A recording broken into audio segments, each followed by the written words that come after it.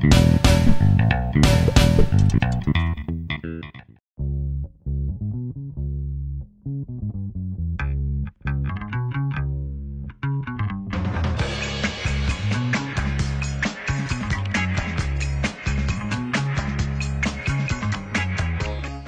nerds, this is Agents of S.H.I.E.L.D, Theories and Conspiracies. I'm Brian from Good Nerd Bad Nerd. This week we had the episode Scars, which is busy setting up the final 2-hour season finale. We had a lot going on with the Inhumans. Basically, a lot happened all over the place. This also was the second half of the Age of Ultron tie-in. But there was so much that happened, we should probably just jump into it. First, let's start with Theta Protocol, because we did get confirmation on what that is. Helicarriers. So that was one of my possibilities for what Theta Protocol was. I'm not going to lie, at the end of Avengers, I did kind of think that base, the new Avengers compound, was what Theta Protocol was going to be. But brand new helicarrier is being built. I think it's brand new. I don't think that is the old one that showed up in Age of Ultron. I think this one was still that one was still the one from the original Avengers movie. I think the Theta Protocol one is a brand new helicarrier. So that's taken care of. We know now what that was. Moving into the episode, a lot of stuff going on with Skye. She makes a great joke with Lincoln when he finally wakes up that he could have been worse. He could have woken up naked with spikes coming out of his arms. That was a reference to when Skye woke up at the afterlife. And she was on a table basically naked, and they had acupuncture going on. So she was referring back to that, so that was funny. She's also the first one to officially call the Inhumans the Inhumans. She explains that that's what their group is called, and they've called themselves that for the thousands of years. Next, Mac.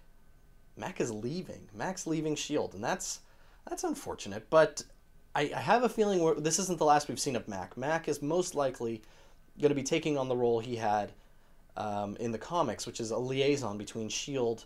and the CIA. Now, he may not be... that may not be what he's going between, but he will be a liaison, so we will keep seeing him, and we'll probably still see him out on missions or in some capacity like that. Just updates on different theories. Reyna, I have no idea who she is. I like that she was trying to manipulate the entire scenario at the afterlife by kind of telling people what was going to happen, but manipulating the facts around it. I also like that they didn't buy it and put her in her place right at the very end there. That was very cool. Ward, we still don't know who he is going to turn out to be. It would be great. Now, up front, I mean, he might not be anyone. He may just be Ward, but it would be very cool if he was Taskmaster. Or because he is, insane. I could see him as kind of being a less good guy, like more kind of morally ambiguous Moon Knight. Moon Knight in the comics, Mark Spector, has multiple personalities, and at various times the different personalities take over. So it's possible, and it would be very cool if they decided to do that with Ward. But we'll see. Cal. We got some great stuff here, and especially in the last moments. You think he's being very altruistic, but he has a plan with Skye's mom, Jen Yang. The vials are empty. Next episode, we're going to see a fully... I'm going to say hulked out Mr. Hyde, or at least we're going to see something. We're going to see him make a transformation into the Mr. Hyde from the comics. He's taken the serum. Gordon even referred to the fact that he's nothing without the serum, and now we see these basically empty vials. One still had a little bit in it, but he's gonna go full on Mr. Hyde, and I think that's gonna be very cool to see. Speaking of Jian Yang, she went nuts this episode. She went really, really nuts, and I'm kind of wondering if she was always a little unhinged, and maybe that's why her and Cal were so good together. Or if just, the burden of being in command, also with the fact that she was cut to pieces and sewn back together, maybe just kind of unhinged her a little bit. It'll be interesting to see what is going on there. Now for kind of the big theories about where the show is going. First of all, we know what happened to the 5 missing diviners. If you remember back, there was the last episode with Lady Sif. There was that crate that had 6 spots for diviners, and we know 1 is what turned Reyna and Sky. We found out 1 was melted down, so that leaves the other 4.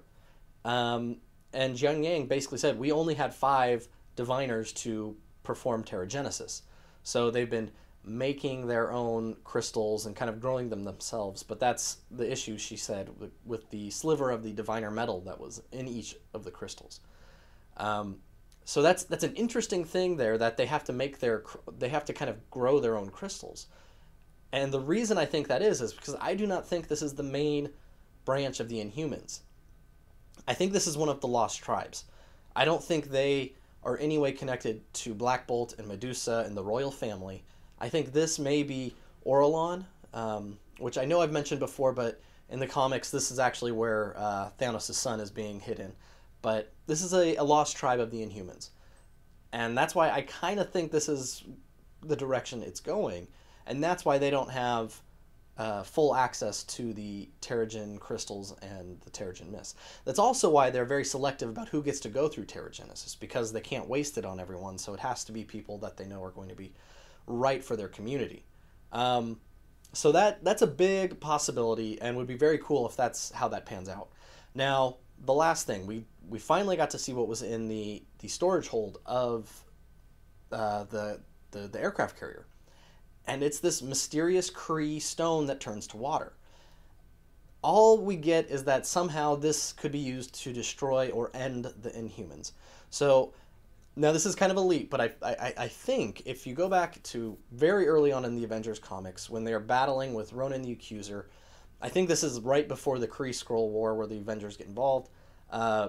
Issue number 90, he refers to a weapon he has that is basically a de-evolutionary item. So this stone could have been what was intended to be used to depower or kind of get rid of all the evidence of their experiments that they were doing.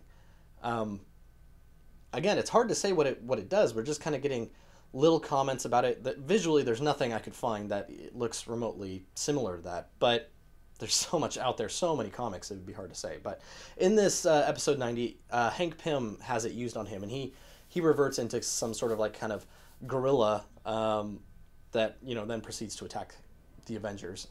So I think that's what the stone, if used, would do. It would depower the Inhumans and kind of remove any of that genetic alteration that the Kree did imbue in them. So what do you guys think? What do you think the stone is? What do you think is... do you like the idea that this isn't the main Inhumans group and maybe that they are the Lost Tribe? So let me know what you think, and can't wait for next week's episode, the 2-hour season finale. And there's been some concern about a season 3, and I just have to tell you, from interviews I've read with Jed and Mo, the showrunners, I'm fairly confident, like 90% sure there will be a season 3.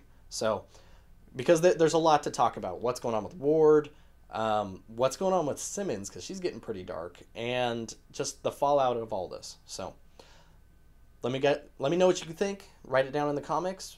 Make sure to hit me up on my blog, goodnerdbadnerd.com, or follow me on Twitter at goodnerdbadnerd. So, for Agents of S.H.I.E.L.D. Theories and Conspiracies, this has been Brian from Good Nerd Bad Nerd.